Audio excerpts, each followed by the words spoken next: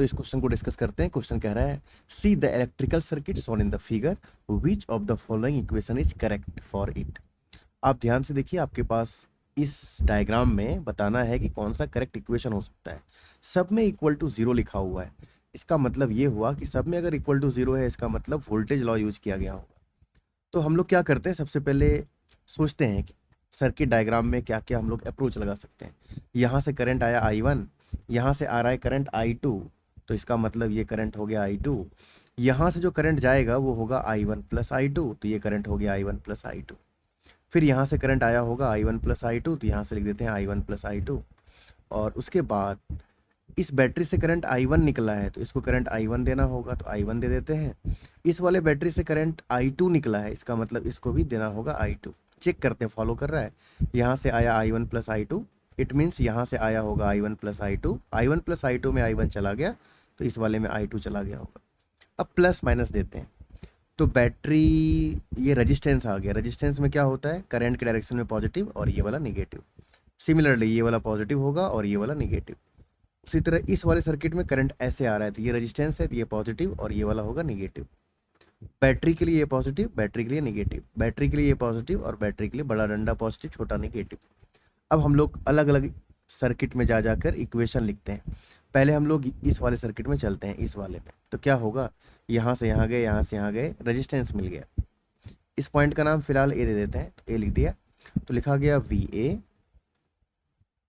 आगे बढ़े, प्लस से माइनस गए तो माइनस। करंट का वैल्यू I1 प्लस I2 है, तो यहाँ पे लिखा गया I1 plus I2 into R. R का वैल्यू कैपिटल आर है, कैपिटल आर। फिर आगे बढ़े, इस सर्किट में यहाँ आए, फिर ऐसे आ रहे हैं। ऐसे आएंगे तो प्लस से माइनस गए तो माइनस।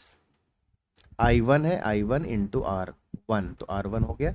फिर आगे बढ़े, माइनस से प्लस गए तो प्लस हो गया। E1 है तो E1 हो गया। और फिर ए पर पहुंच गए, इक्वल टू आ गया VA। तो VA से VA हमारा कैंसिल आउट होकर क्या बन गया, जीरो। किसी भी क्लोज लूप में टोटल वोल्टेज का वैल्यू क्या होता है, जीरो होता है।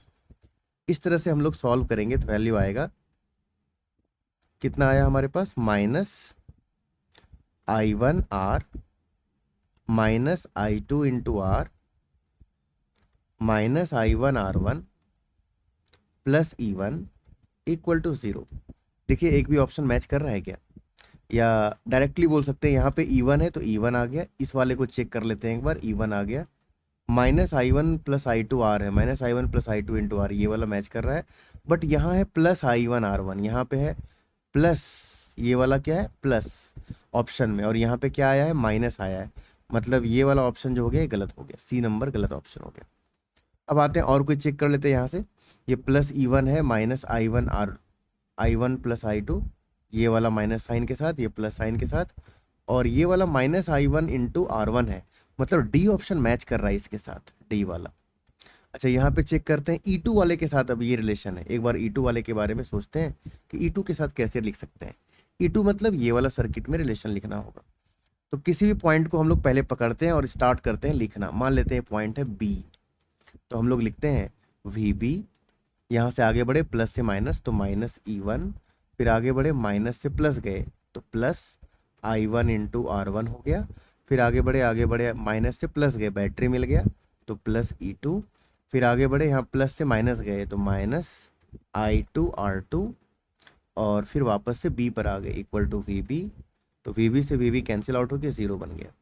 तो क्या बना हम लोगों के पास, minus E1 plus I1 R1 plus E2 minus I2 R2 equal to zero. Option match कर रहा है, एक बार चेक कर लेते हैं। यहाँ पे है plus E2 minus I2 R2 minus E1 minus I1 R1। यहाँ पे प्लस I1 R1 है और यहाँ माइनस, मतलब एक टर्म यहाँ नहीं मिल रहा है, मतलब ये ऑप्शन भी गलत हो गया। अब बी नंबर पे एक बार आते हैं। माइनस E2 लिया है, अगर ये माइनस E2 है तो यहाँ पे क्या मिलेगा हम लोगों के पास, कॉमन तो आएगा नहीं, कैपिटल आर तो आना ही नहीं, मतलब ये ऑप्शन भी गलत हो गया। Option number D correct answer आ गया, क्योंकि यहाँ पे कैपिटल आर तो आया नहीं इस वाले टर्म में, कैपिटल आर सिर्फ यहाँ पे हमारे पास आया है।